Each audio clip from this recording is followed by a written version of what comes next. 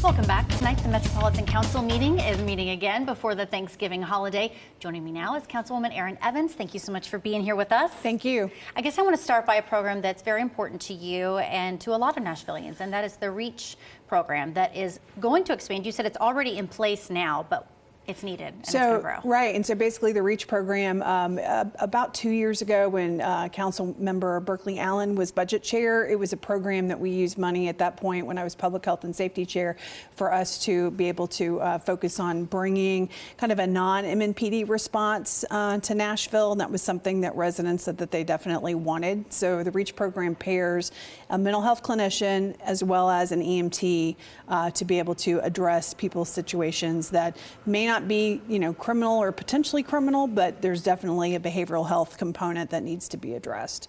And since the program has been going on, it's clearly been successful if we're talking about expanding it already. Yeah, so Mental Health Cooperative, we had an opportunity on the council to be able to go and tour their facility, and they were very excited about the program. And we're going to, I'm chair of Public Health and Safety again this year, and so in January I'm going to look to have a special called meeting that's specific to REACH and getting into more of the details about the REACH program and how successful it's been so far and kind of what the future holds for REACH, and then also Partners in Care and kind of how that's continuing to address some of the needs that we have in the city. What's your dream with this program? I mean, do you see it taking on a really big role in our city? Yeah, so I think there's kind of a three, we talked about this a little bit yesterday in budget and finance, but kind of like a three-prong approach that some cities are taking. One is the clinician and MNPD or policing kind of response. One is an EMT and clinician response. And then some cities are also doing just purely a clinician response,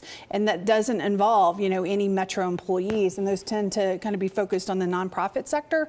But I think that would be some residents have been advocating for that for the last couple of years. And so that would be something that we'd like to see probably come to fruition at some point too. And is the chief and the fire department, they're on board with this expansion? I have heard rumors that Chief Swan would like to look at, how do we expand REACH potentially in the next coming budget session. So we'll hear a little bit more about that probably after the new year. Okay, and I know it's going to be a busy night you got a lot of topics on deck. Anything you're especially excited about? It's the start of a new term. We have a lot of board and commission appointments.